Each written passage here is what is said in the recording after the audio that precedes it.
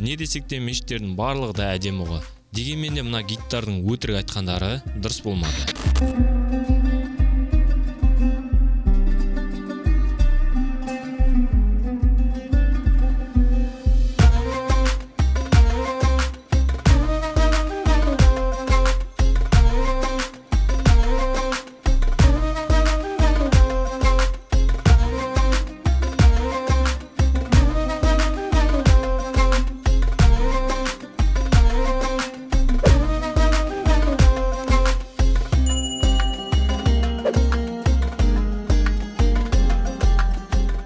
Осы банағы әдемі кадрдың авторы менің Ерік деген бажам.